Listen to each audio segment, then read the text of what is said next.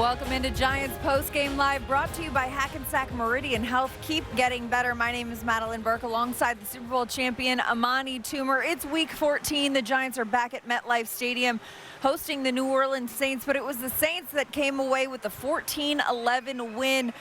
A game that came down to it, Amani. Graham Gano in position, attempting a 35-yard field goal to tie the game and send it into overtime. It's blocked by Brian Brzee. And that's curtains. 14-11 would be the final score. Yeah, I mean, you look at this game, and one thing that you got to look at this Giants team, they fought from the opening all the way to the end. Didn't have as many mistakes as they did in past games, but towards the end, when they absolutely needed it to get themselves back in the games, forced us to overtime. Unfortunately, the special teams did not hold up, but this team, full of players that they're getting an opportunity to play for the first time, some of these guys, and they came out and played very, very hard. A lot of these guys are scratching and clawing for their NFL careers, and you saw hunger. One thing you haven't seen that much from the Giants, but now they're going out there. This is a team that's really focused in on trying to do the best they can and elongate their careers. Absolutely, and a team full of guys that are trying to make the most of the opportunities they're given. As you mentioned, the Giants are banged up right now. They have just one remaining captain that is healthy of the 5 captains that started this season, either healthy or still on this roster. And the way that this team looked today, you know, it seemed reminiscent of the last game in Week 13 on Thanksgiving, where the offense kind of found a rhythm late in the game. You know, you look at the way that the Giants were moving the ball down the field in the later part of the game. What is it about the way that they finally started to get into flow, but just seemingly ran out of time? Well, I think Drew Lock has a much firmer grasp of what's going on in the 2-minute drill, and I think that's kind of clears everything up for him. Simplifies the defenses because they're not able to really game plan it. It's just you kind of line up and go. It's more of a backyard football when you're playing this 2-minute drill, a hurry-up offense, and I think that's where he really exceeds. He's able to show his athletic ability and distribute the ball around to the different playmakers, and Malik Nabers had a fine game as well. Yeah, it's tough too, because a lot of the injuries, especially on this offensive line, we've seen that being so depleted. Today we had Josh Azudu and Evan Neal starting at the tackle position. John Michael Schmitz, the center, goes down, and you see the pressure that Drew Lock is under. Not just pressure, but it seemed like a lot of times throughout the game, balls were getting tipped at the line of scrimmage when he was attempting a pass. Yeah, sometimes if you're not going to get home as a defensive lineman, usually they'll try to raise their hands and try to affect the throw, and I think that happened a lot. Also, John Runyon Jr. is another person who went down for a little bit during this game. So this team they're fighting, and that's one thing that you got to give credit to Brian Daboll, the fact that this team, regardless of the situation, how bleak it does look in terms of their being mathematically eliminated from the playoffs, they're out there doing everything they can, not only to try and fight for the name on their jerseys, but also they're trying to elongate their careers. And this is a perfect opportunity for a lot of players who ordinarily don't get a chance to play to show and highlight what they can do. And I think it's good to see that these guys are out here fighting. Absolutely. They're fighting for it. They're putting in the work. Just wasn't enough for the win today. 14-11 is the final score. But for another perspective on this game, let's send it down to the field where Paul Dottino and Brandon London are standing by with more. Guys. Okay, Madelyn, thank you so much. And Brandon, for the second straight week, as Drew Lock was inserted in as the starting quarterback for the Giants, he brought them back in the fourth quarter within one score, with a chance to at least tie or perhaps even go ahead. You never can tell. And the Giants found yet another way to self-destruct. Yeah, Paul, Drew Lock got comfortable in the second half, started getting the ball to his weapons. You see Malik Nabers out there gutting out that injury, trying to make plays for this offense. Drew Lock did a great job, not only with his arm, but using his legs, trying to extend plays and put this Giants team in position to get their first home win. Unfortunately, Paul, it's another game where you're going to look back at the tape and you're going to say, we should have had it. Shoulda, coulda, woulda doesn't get you wins in the NFL. So the Saints get a blocked field goal to preserve the lead and the victory. But how about the Giants getting some guys deep on the depth chart? Guys like Trey Hawkins, who has an interception today, only the Giants' second one of the season. And, of course, Casey Rogers, defensive lineman, comes up from the practice squad, and he winds up with a blocked field goal himself. Yeah, when you hear words like or phrases like meaningless games, that's for Twitter. That's for the online talk. Say that to Elijah Garcia. Say that to Casey Rogers. Say that to guys who they're getting their opportunity to not only put their skill set on tape, for the Giants, but for maybe other teams out there in the NFL. Guys are playing for their livelihood, and you saw some of the second-team guys come up and make some plays. Trey Hawkins with the first interception since week 1. All right, now we have to address the defense because let's face it, they only gave up 14 points, and in most weeks that's going to win you a ball game. But I'm sure that when they look at the film, they'll be upset with that 98-yard touchdown drive in the half. The 6th time this year they've given up a touchdown drive of at least 90 yards. Yeah, it's something that they're going to have to clean up as the season goes on. But when you say something like Dexter Lawrence is going to be out for the rest of the season, you're wondering where that production or that stopness in the middle is going to come from. Elijah Garcia, Casey Rogers, and company, the D-line held up. Brian Burns still tried to play as hard as he could with the injury. Kayvon Thibodeau showed up, registered a sack as well. The defense played until the final whistle or the final the 0-0-0 on the clock, Paul. So defensively, they showed up and tried to do what they could do to give this team a chance to win a game. And you know, everybody came in and said that Alvin Kamara is likely to have a huge game on the ground, but they did contain him. And remember, with so many backups in the front 7 on defense, that was not an easy thing to do. And I thought that was certainly a step forward. Yeah, it's something that I know people are going to look at us and like, hey, you guys are trying to put, I guess, lipstick on the pig. But when you go into the locker room and you go into the film room and you're watching this game as a team and you're trying to build on things for not only the next game, but possibly the next season as well, these are things you can hold your head high on because it's like, okay, we know what can work. We know what guys or what personnel we can use going forward. You just want to see them elaborate and get a W off of their efforts. All right, final thought. The Giants, contrary to popular belief, are actually one of the bottom 3rd in terms of most penalties in the league. They don't have a ton, but they come at the wrong times. They wind up losing a kick return on a touchdown called back. They also get a field goal called back. Critical penalties at the worst times, and unclutch is the only word I can use. And those are the things that hurt. When you fight your butt off, you want to put yourself in a position to win a game. Penalties and special teams errors are going to hurt you, and we saw that today. All right, that's a look from the field. Let's go back upstairs to Madelyn. Thanks so much, Paul Tatino, Brandon London. Great stuff from the field perspective of the Giants' 14-11 loss to the visiting New Orleans Saints in Week 14. We've got more to come, so stay with us. But first, Giants fans, it's Moody's. Decode risk, unlock opportunity. You can learn more at moodys.com. After the break, we're going to hear from head coach Brian Daboll. Have a listen at what he has to say about the Giants' Week 14 loss, plus 2-time Super Bowl champion Carl Banks on the set with us as Giants Postgame Live rolls on. And guests of our postgame show receive a gift certificate to Ben & Jack's, located on 44th Street in Manhattan. From celebrated porterhouse to finer seafood, Ben & Jack's will surpass your expectations of what a steakhouse should be. Stay with us. Giants Postgame Live brought to you by Hackensack Meridian Health. Back after this.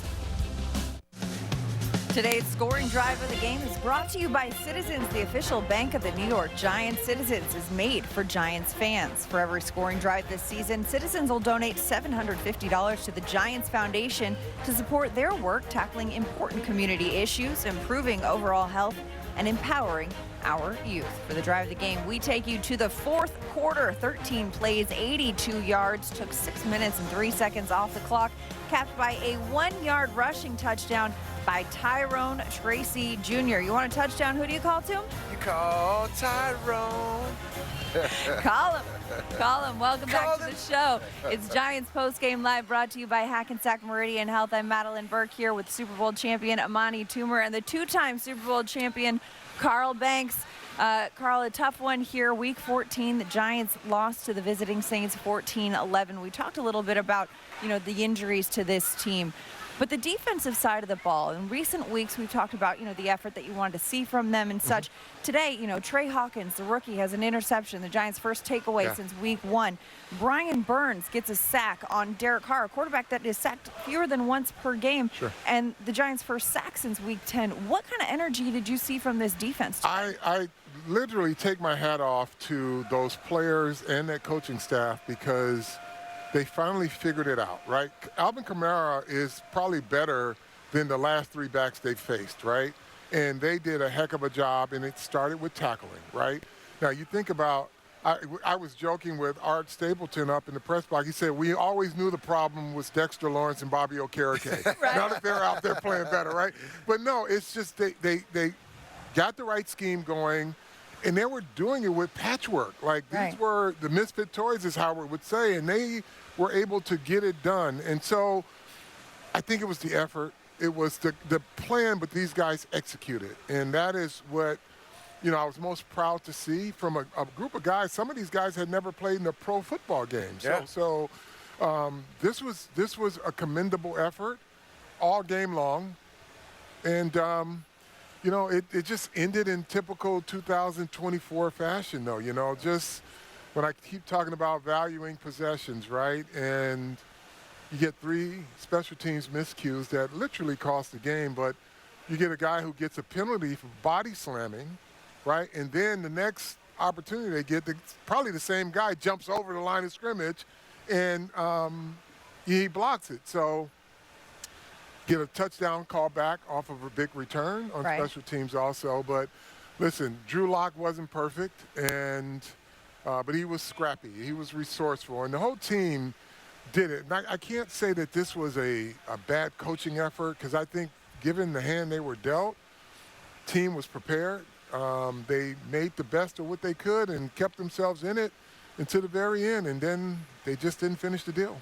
Yeah, a block field goal away from sending it to overtime there. Yeah, I mean, if you're looking at this game and seeing, with the personnel that they had, at the end of the game, you have no time left on the clock and I have an opportunity to tie it with a field goal, I think everybody on this team would have signed up for that. Sure. And I talk about what you were saying, like the fact that these guys, you watch some people playing their Super Bowl, playing their opportunity to play in the NFL for the first time and show what they can do. They've been practicing for all year, and it showed. This team played with a lot of fire, a lot of tenacity, and they never gave up. And throw the records out, throw everything out. This team actually came out and showed some type of effort that I wish they would have shown for the majority of the year, but I'm just glad it's here now. Well, and the guys that's stepping in, too. I mean, Dexter Lawrence, a powerhouse in the middle. You got Elijah Chapman playing the nose tackle, who's a third of his size and is very disruptive. That's impressive.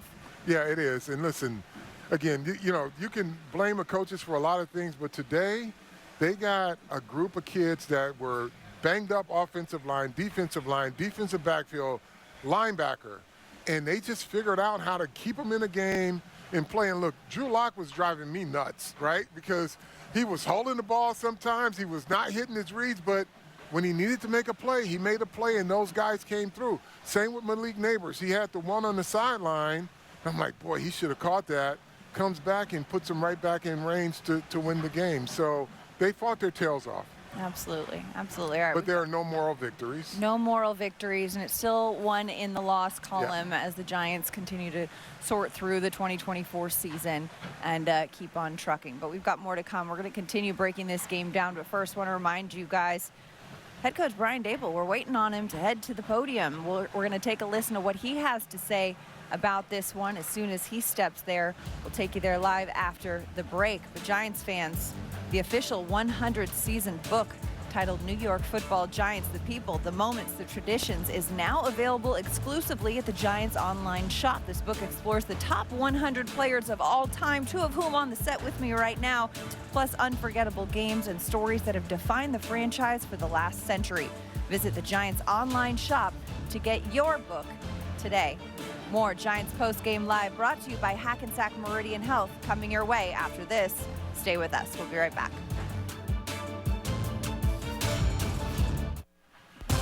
Giants fans, join the Giants text alert community for breaking news, sweepstakes, ticket offers, and important game day information. Just scan the QR code on your screen or text Giants to 201-636-1569 to get started. Welcome back to Giants Postgame Live, brought to you by Hackensack Meridian Health. Keep getting better. Madelyn Burke hanging out with Amani, Toomer, and Carl Banks after the Week 14 loss to the New Orleans Saints here at MetLife Stadium. 14-11 was the final score as head coach Brian Dable heads to the podium to address the media. Let's take a listen to what he has to say. It's a disappointing game.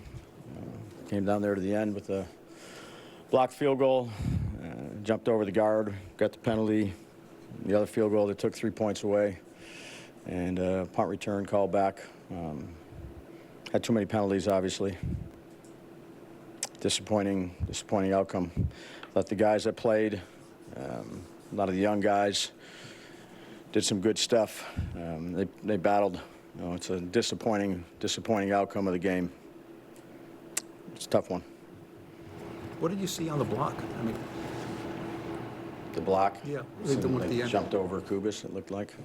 You know, he finished the play before, got called on it, and you know, we changed up a little bit of our technique based on how they were, some of the stuff they were doing with their rushes, you know, knocking the guy's arm out and doing things like that. So, you know, Gobi, I thought, did a good job, you know, trying to make sure that didn't happen. So then they called the one, you know, that took 3 points off the board, and get down to the end of it, and they, you know, they jumped over him, made a play. How similar was that to the one earlier in the year when you guys, like the Yeah, concept? I'd have to look at it, Jordan. I know we changed up a few things to try to go against what they did on their field goal rush team, and you know, got to take a look at it, you know, but that's what I saw. Right on the Kubis, on the penalty that took points off the board, is that just a lack of discipline there? What did you see there? I saw him try to finish a play. I mean, these guys are rushing down the middle of him, and he's just trying to finish, and they called a penalty. Is that, do you look at an experience in that situation for him as a player, knowing that? Who?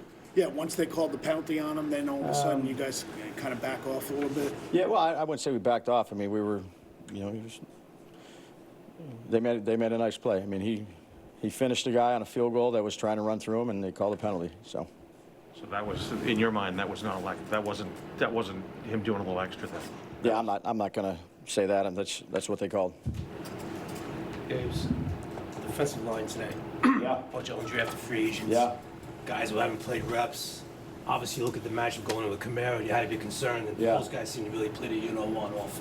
Talk about those guys up front. Yeah, they battled. I'm proud of them.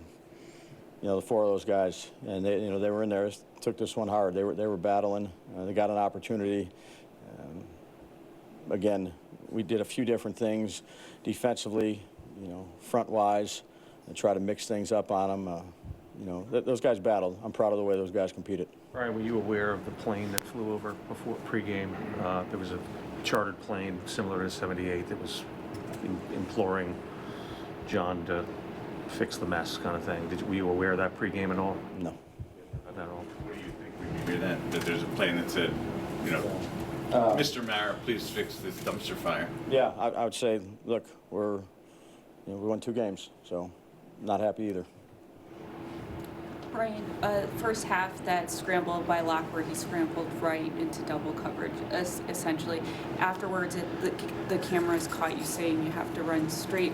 Like, is that what you said, and how would you evaluate Drew Locke's performance today? I'll go back and look at it. I think the play you're referring to was 3rd down.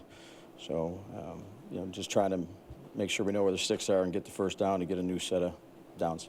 What was the point of putting Tommy in for that one snap? We had a few plays for Tommy this game. We only got to the one. It happened to be a kind of zone read, but it wasn't just all zone reads. There was a few plays in there. Why wasn't Malik more involved in the first half? I think he only had 2 targets. Yeah. Again, we try to get everybody involved. I think we had 3 catches, right? Or 3 completions in the first half. So. Well, why was the passing game so difficult to do, you know, until really the last couple of drives? I mean, I think we had some drops. You know, I don't know how many. I think obviously could have done a better job in you know, certain areas, whether it's protection, reads, throws, calls, whatever it may be. It's a collective thing. Let's put it on me. Brian, what's your message to the team now in this final stretch here? Yeah, just disappointed after this game. I thought they battled their tails off. I was proud of the way they competed, and we came up short. And it's tough, you know. We put everything into it, and you lose the game there at the end. And there's plenty of plays that could have made a difference, but we came up short. Brian, for the fans who are calling for a sweeping change, like flying those planes over, what would be your argument against what they're calling for? What would be your argument for stay the course here? Yeah, I'm disappointed we have 2 wins, Pat, so we're just going to keep on grinding it out and try to keep developing these young players and get ready to play a great team next week. Does that embarrass you that would happen over the stadium today? Yeah, look, I'm disappointed we lost this game. Anything else? All right. Drew, when he's ready. That sound from head coach Brian Daboll is brought to you by your local Ford stores. Ford is proud to be the official truck of the New York Football Giants. As we heard Coach Daboll talking about the loss to the Saints, 14-11 is the final score. One thing that it seems every week he's asked about is the usage of Malik Nabers and whether it's him getting enough targets early on in the game. Nabers, of course, 75 receptions through his first 10 career games is a record-setting mark. He had another 3 catches today. But Carl, when you look at the way that the Giants are using him, in a sense, it kind of changes the way the offense looks in a different picture. Well, yes, and I'm going to give you a defensive perspective, and he can give you the real perspective, right? But if he's your main guy and I'm defending, or my team is defending, I'm going to give him all the attention because they're going to try to force feed it to him, right? So the likelihood of success won't come until you start to give other receivers the football, and now you can take some attention away. But early on, if everybody knows they're going to feed it to him, he's going to be the most wanted man on the football field. But receivers want the football, so he can tell you a little more about that than me. Yeah, and on top of that, it's like as your receiver, you're not always going to get the ball. Like, this is part of the game. This is not about just him. There's a lot of things going wrong, especially on this Giants team, let alone this Giants offense.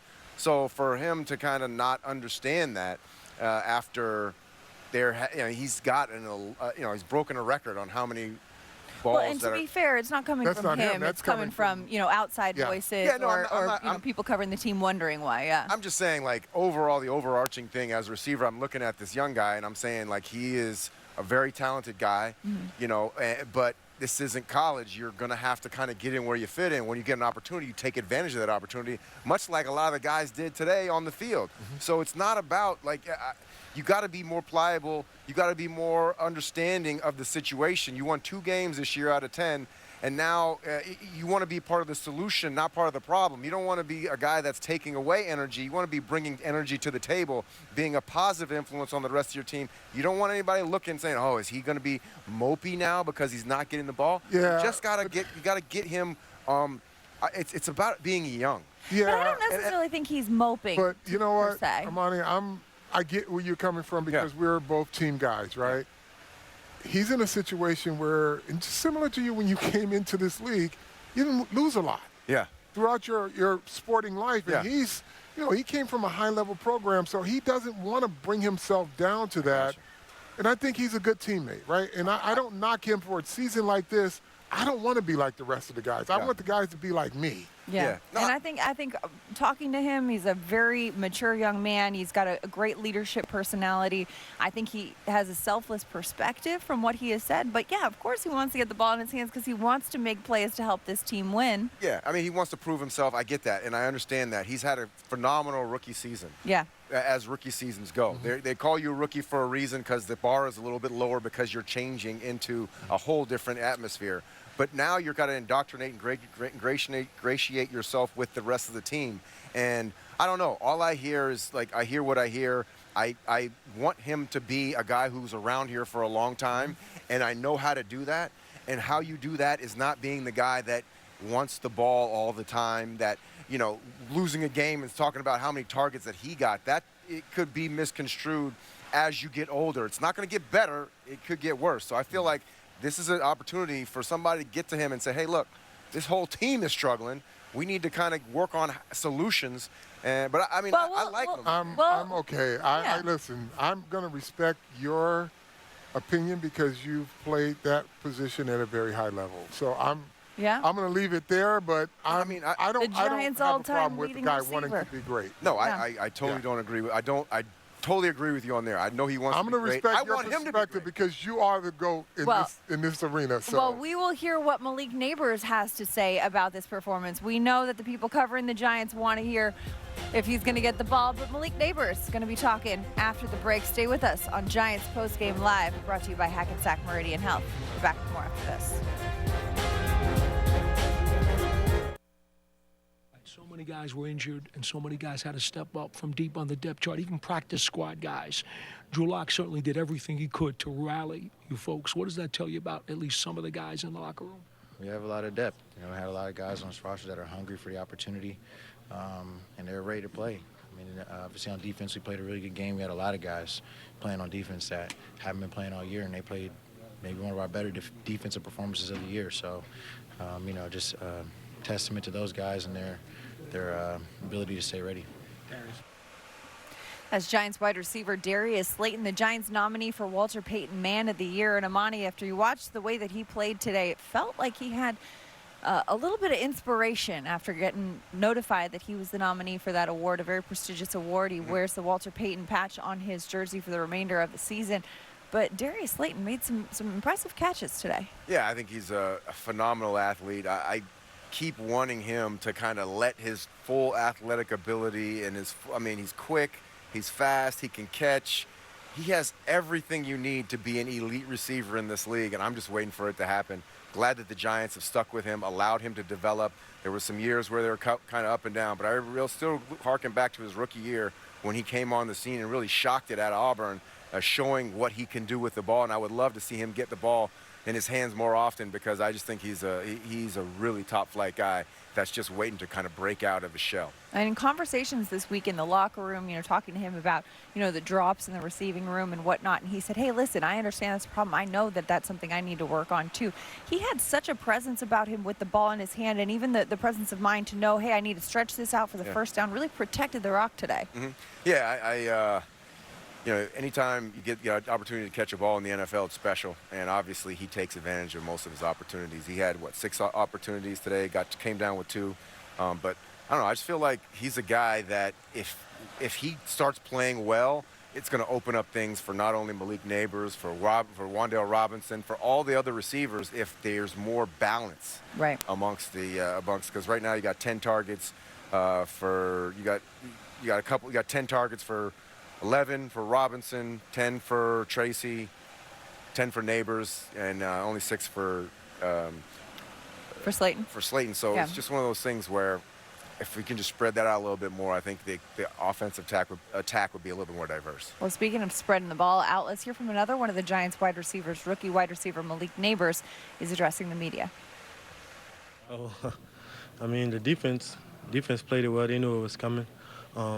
You know, we just adjusted on the fly. You know, it's 2 points, so Drew just gave a shot and hit it up. It was floating in the air, so, I mean, it just fell in my hands. Malik, how did you come through the game with your injuries and stuff? To be honest, I don't know. I mean, it is what it is. I don't think you ever play a football game at 100%. You always have something going on, but, you know, if you can get over it, help your team, try to win. So that's all I was doing, just trying to help my team win. Did you feel, though, you were at a point where you could help the team, or did you feel limited in any way? I didn't feel limited. I think I played enough amount of snaps to say I only practiced 2 days out of the week. I feel like my body was in shape for me to go out there and compete. Yeah, and I think I did a all right job going out there, I guess, to say my body's feeling like this. Are you searching for answers right now? The answers is in the locker room. We just got to put games together. I mean, tough loss. We just didn't make the plays that we needed to make on offense that could have put us in position to win. Too many penalties put us back. We had, you know, special team issues, punt return that got called back, field goal that got called back. I mean, we win those games. We win that game if we don't have those penalties. Malik, as a rookie, how important was it for you to show the toughness and the grit, to be able to play through the hip and the groin, to play the full game? A lot of guys might wilt under that, but you're a dog, and it's obvious that that was important to you. I mean, my team needs me. I mean, they need me out there, so I'm willing to put my body on the line, and I'm willing to show that I care about the team. I'm going to put my body on the line for my teammates. And like I said, just try to get a win, try to put wins on tape, try to show my team that I'm here to play at a high level. That's Giants wide receiver Malik Nabers. He was listed as questionable this week with a hip injury, but he came through. He played for his teammates, as he says, and he had 5 receptions for 79 yards, including a long of 23 on 10 targets. We've got much more to come as we continue to break down our Week 14 game. Giants-Saints. Giants post-game live brought to you by Hackensack Meridian Health continues. Today's player of the game is presented by HCL Tech, supercharging progress, the official digital transformation partner of the New York Football Giants.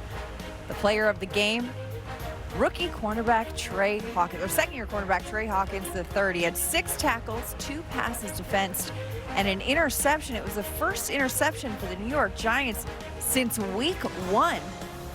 Trey Hawkins is your player of the game, brought to you by HCL Tech in Week 14 as the Giants fall to the visiting Saints 14-11. But for more from the player of the game, let's send it down to the locker room. He's with our Paul Dottino. Well, Trey, you got an awful lot of playing time today, and you came up with your first pick of your NFL career in your second season. Take me through the play. I'm sure it had to feel pretty good. It was a blitz play. All credit to Shane Rome calling the play. All credit to the D-line getting pressure on the quarterback. Quarterback threw it up. I came down with it. The message all week that we heard from the coaching staff was everybody's got to be prepped for this. It doesn't matter where they are on the depth chart. So what was the mentality that you took into this game, knowing that you were going to have more of a load? I just want to build that trust within the coaches, and I just want to get better every day, really. My mentality was I just got to prepare and study and then let me play the game. Getting so much playing time today, extensive playing time, how do you feel you are better now than what you were as a rookie or even earlier this season? I mean, as the game keeps going on, I keep getting experience. So just understanding defense, understanding the OC, what he likes to do, understanding how Derek Carr plays, just understanding the people. So as I keep getting experience, I'll just keep getting better. How much of a mentality were all the backups who had to play today? I would assume that all of you guys were kind of high-fiving each other and giving yourself a little extra juice, knowing you guys were going to have to step up as a unit. Yeah, I feel like we brought the energy. Execution could have been better on my part as well, but I feel like we brought the energy. That's Giants cornerback Trey Hawkins III talking to Paul Dottino. Amani, in his second season in the NFL, he gets his first career interception.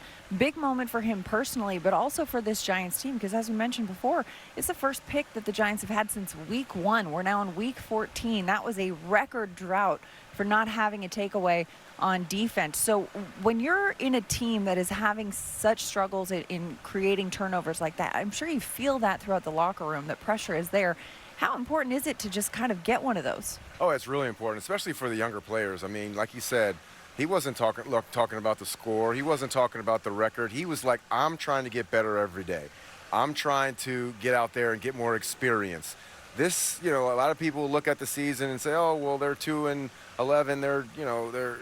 They could be thinking about, the offseason. But this team, with a whole bunch of young players that are trying to prove themselves, this is like an extended tryout. They're putting their resume out there, which is their game film. And for Trey Hawkins to get an interception in all those pass defenses, it shows that, hey, maybe this guy deserves more playing time, deserves another look. And this is what this time of year is for. So they did definitely bring the energy. There was a palatable energy about how this team was actually coming out, and they had a different look to them. They weren't missing as many tackles. They paid more attention to detail.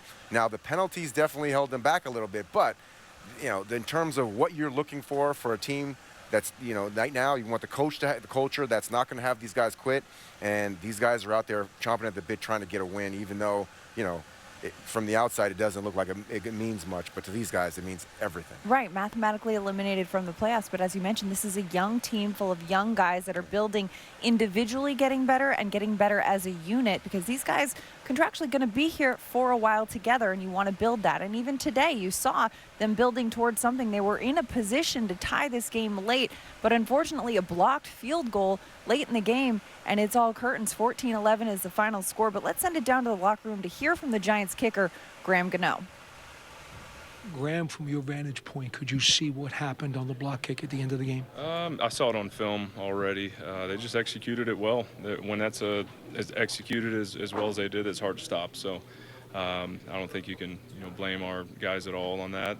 They made a good play. They got great athletes on their side as well. felt really good off my foot. Thought I hit a good ball, but you know, it's a tough play to stop. Was it more of a penetration that they got, or height? Did somebody just get a hand up? They just, I mean, did the pushing our line down, and same thing we did in Seattle. You know, it's a tough play to stop. Yeah, I mean, there's really nothing much to it. They made a really good play. That's Giants kicker Graham Gano, of course, 35-yard field goal attempt that would have tied this game and sent it to overtime, blocked by Brian Brzee. And as Gano mentioned, hey, that's the same thing that the Giants did in Seattle. Special teams coordinator Michael Gabriel kind of drew that up and said, hey, here's an opportunity to pull the line down and get up and get a block on it. And it's a momentum play for special teams. Unfortunately, it didn't go in the Giants' favor today. Yeah, it's unfortunate because they played well enough to actually send this game into overtime. Even with all the mistakes, the points that got taken off the board, they kept fighting. And the fact that I don't know who to blame, and I don't know if it even matters who to blame. The fact that you know, there was a chance to win there at the end of the game and it didn't happen. The blame goes evenly upon everybody on this team because you win as a team and you lose as a team, and obviously today they came up short. Absolutely, a tough one. Graham Gano, who had hit a 43-yarder earlier in the day, doesn't connect on the block field goal late in the game, and is a Giants loss. 14-11 is the final score. After the break, though, we're going to hear from the Giants quarterback, Drew Lock, heading to the podium. We'll hear what he had to say on Giants Postgame Live, brought to you by Hackensack Meridian Health. Hey, Giants fans, check out the Eli Manning Show presented by Panini Prism Trading Cards. All you have to do is subscribe to the Giants YouTube channel to catch all of the new shows. It's the Eli Manning Show. Subscribe today. We've got a new episode coming your way Thursday, December 12th, featuring trick shot artists, the Hewlett Brothers, and a trip to Aki Way. Check this out, though. Sean O'Hara hiking the ball, familiar territory, right? Nothing unconventional about this right here. But then Eli, there's a strike? Wow. What? Still got it, Evel Knievel. Oh, wow. That is incredible. The accuracy I don't know. there. Was Also, that acting? Was that real? I have so many questions. Because the ball went out of frame? Out of frame for a little minute. Oh, wow. You know what? Our show producer, Dan Culleney, who also produces the Eli Manning Show, is in my ear right now confirming that is all real right there. You're going to have to check out the Eli Manning Show Thursday, December 12th on the Giants YouTube channel. Also, credit to the Hewlett Brothers for their route running right there. No? You know, they didn't. You know, we can work on that. We can work on that. That's a different. All right. That's a different show. Stick to the trick shots right there. Stick to the trick shots. All right. Welcome back to the show. Giants Postgame Live, brought to you by Hackensack Meridian Health. Madelyn, Burke, and Amani Toomer breaking down the Week 14 game. The Giants fell to the visiting Saints 14-11. Let's send it down to the podium where quarterback Drew Lock is addressing the media. Just missed some easy ones. It's one of those halves where you're going to go back and be frustrated. They're giving us some stuff, and man, just didn't maximize the opportunities they gave us. You know, as the quarterback and how I feel, it's the classic shooting myself in the foot on some plays where we had opportunities and didn't take them, didn't make them. Did you feel you left some plays on the field, Drew? Absolutely, especially in the first half. It's got to be better coming out. Turn it on a little bit in the second half. But it's easy when it's normal ball, when it's not down trying to come back. I got to be better in that first half. What goes through your mind when you get to the point of being able to provide a comeback in the final 2 minutes and then you see that field goal gets blocked? You know, for me, it's, whatever. That was one play and a lot that I felt like the guy with the ball in my hands, you know, could have made a difference earlier in the first half, and that's football. But you try to minimize those, and I think there was too many of them today. What did you see down in the red zone at the end of the game there when you're trying to score one completions? What were these guys trying to do? What did you see with their defense? Yeah, you know, they were giving us a lot of Tampa on that final drive, and flipped a couple guys around in the huddle, put Wandell at 3, Nabers at the X, tried to get a 2-on-1 on the boundary safety, it gave me Tampa. Wandell did a great job of getting around 56, put a low ball to Wandell, and guy made a good play on that. Got it down. You know, the last play, we got the field goal. They're going to be playing off. Can't get tackled in bounds. If we do, we better get up on the ball. So at that point, it was. That's Giants quarterback Drew Lock as we take a look at the quarterback comparison from today's game. Drew Lock, Derek Carr, the two quarterbacks, but it was Carr's Saints that came away with the win. 14-11 was the final. We've got more to come here on Giants Postgame Live, brought to you by Hackensack Meridian Health as we continue to break down Week 14 and look ahead to Week 15. Stay with us. We're back with more after this. Let's turn the page to Week 15. The Giants are back at home at MetLife Stadium for a Week 15 matchup with the Baltimore Ravens on Sunday, December 15th. It's a 1 p.m. game. Giants-Ravens. The Ravens, of course, on a bye in Week 14. They're at 8-5 on the season, but before their Week 14 bye, they lost to the Eagles in Week 13, and Lamar Jackson's mother said to him, "I need to see you run the ball more, Lamar." So they're going to be coming into MetLife Stadium with the emphasis on the quarterback tucking the ball and running. Challenge for this Giants run defense. It is. It's always the numbers, the way they break down. It's when the quarterback has the ball, the numbers kind of even out. When the quarterback hands the ball off, there's nobody. The quarterback doesn't block anybody, so the defense has the advantage. So when the quarterback runs it, the numbers are so much more even. It just makes it that much more difficult for the defense, especially the fact that he can work from the pocket now, throwing down the field. This is he's going to be a tough cookie. And then you got, by the way, you got Henry, King Henry right beside him. Stiff arm over here. Oh, Derrick man. Henry, who's 30 years old and playing like he's never been fresher. Yeah, no, I mean, he's been phenomenal this year. I hope we could put this to rest. Everybody thinking how the running backs aren't really needed anymore in the modern NFL, because you can see the different running backs around the league really making an impact on the season. Absolutely. And one of the old adages across the league is, hey, you got to establish the run game. Yeah. How do you do that? With a running back. So it'll be a challenge for the Giants as they've got the Baltimore Ravens coming to town. Lamar Jackson looking like he's on an MVP campaign. Derrick Henry looking sharp. But the Giants still looking to get it together. That's a wrap for our show today, though. Giants fall to the Saints in Week 14. For the Super Bowl champion, Amani, Toomer, I'm Madelyn Burke. Thanks for hanging out with us here on Giants Postgame Live, brought to you by Hackensack Meridian Health. Keep getting better. We'll see you next week right here on Giants Postgame Live.